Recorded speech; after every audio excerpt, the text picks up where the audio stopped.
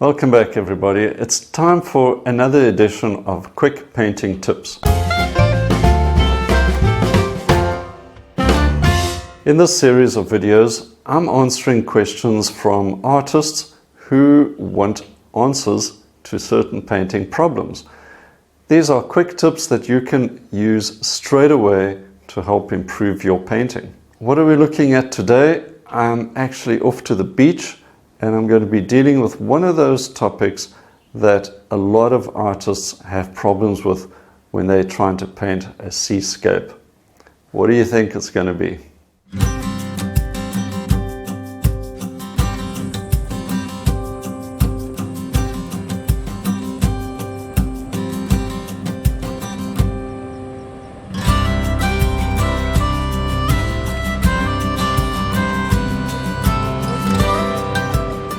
Down at the beach in Port Alfred, beautiful summer's day, and I've come down to have a look at some waves. This video is going to be about painting waves. Now when most beginners start painting waves, they're pretty much thinking of waves as one big bunch of white color. Crashing wave, typical sort of scene where you've got this big white splash of color on the canvas. But when you start observing the waves closely, and that's really the critical thing, is to observe them closely before you even start painting. When the wave is forming, a lot of the wave is often in shadow. Typically you'd be looking at the wave and the sun is high up, and the wave, while it's forming, is an upright shape, so a lot of it is in shadow.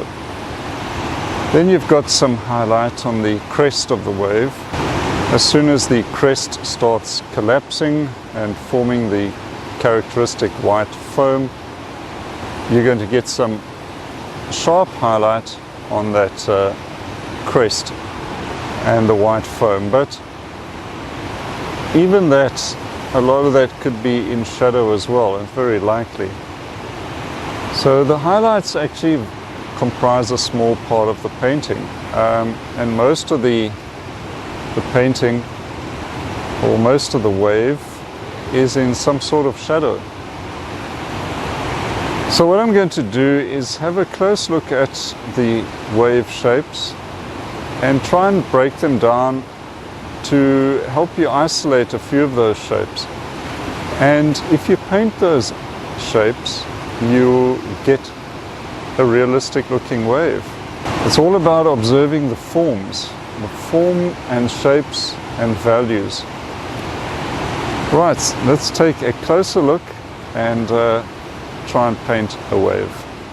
Let's have a look at this particular wave, or a few examples here.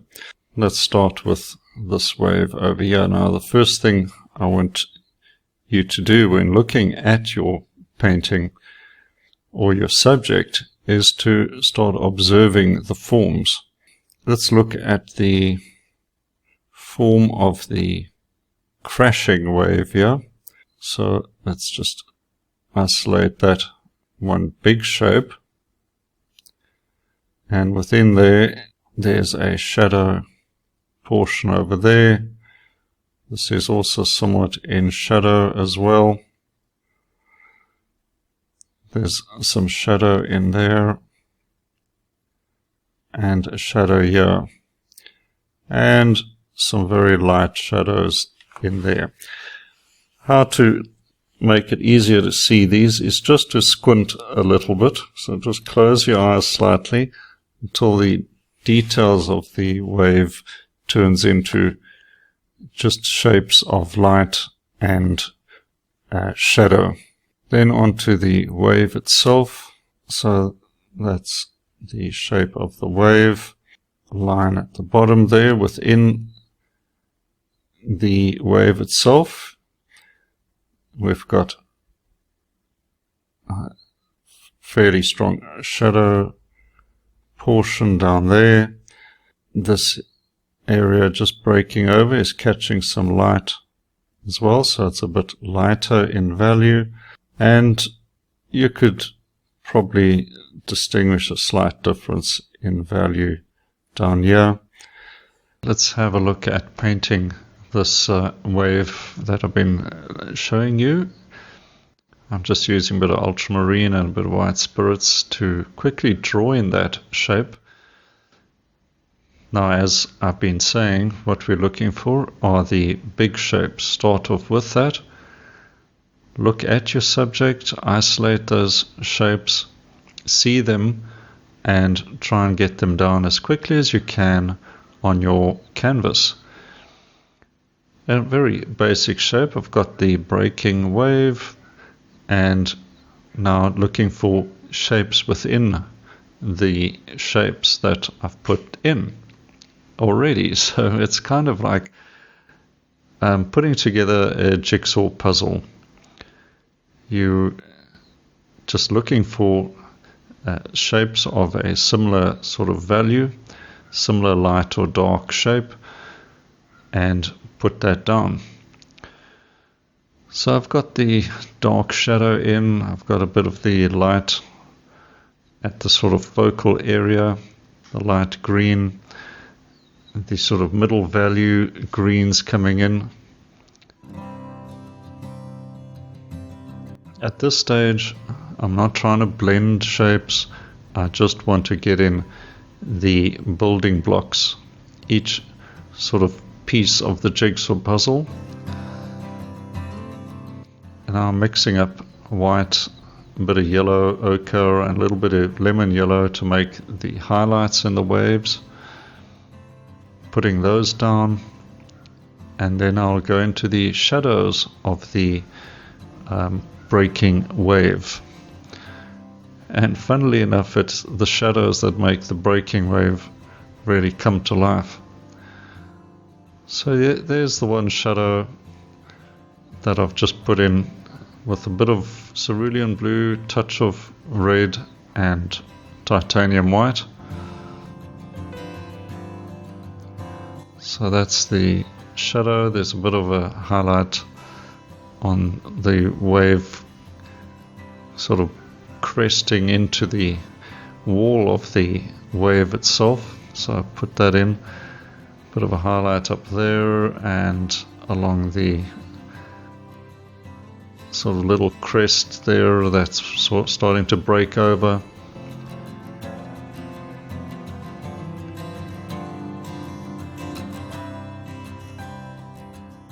And don't aim for perfection at this stage either. Just look at your subject, make a decision about what you're looking at, and try and mix a color that is in the ballpark. You know, it doesn't have to be absolutely perfect. Here's some highlights going in.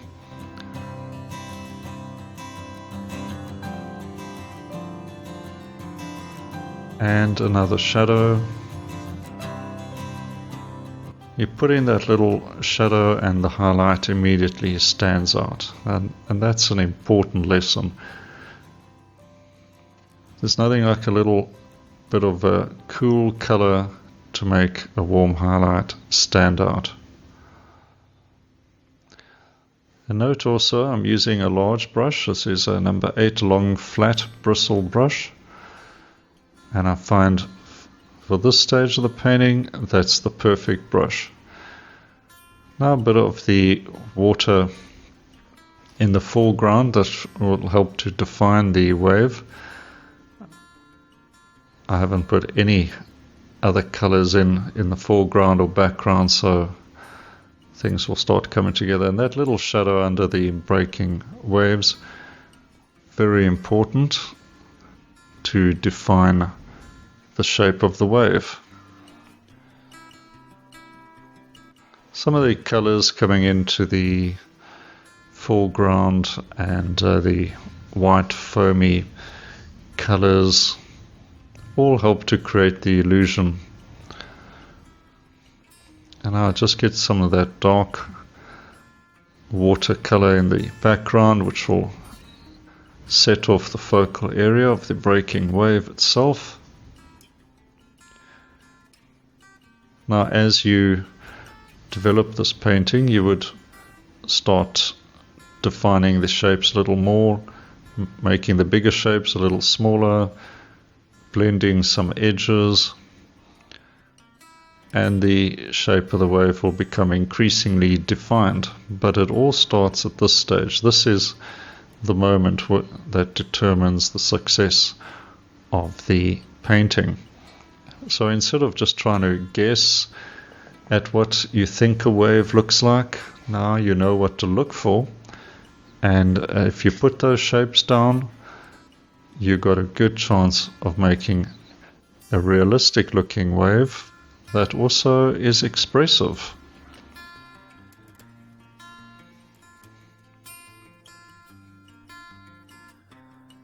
Yellow ochre actually is very handy color for this sort of dirty green color of the wave and the water.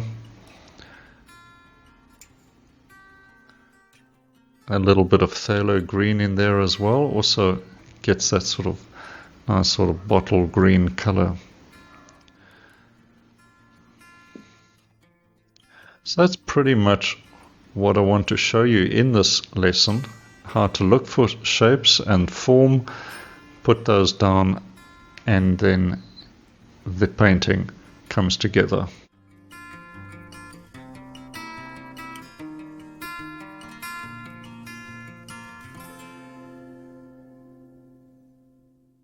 Well, I hope you found this video helpful. If you're looking to improve your seascapes and try and solve the riddle of painting waves, maybe this has helped you. Please make sure to subscribe to this channel so that you don't miss the next edition of painting tips as well. And if you really enjoyed the video, it would be great if you give it a like and share it as well. I'd really appreciate that. Okay. Look out for the next video coming soon, and until then, cheers for now.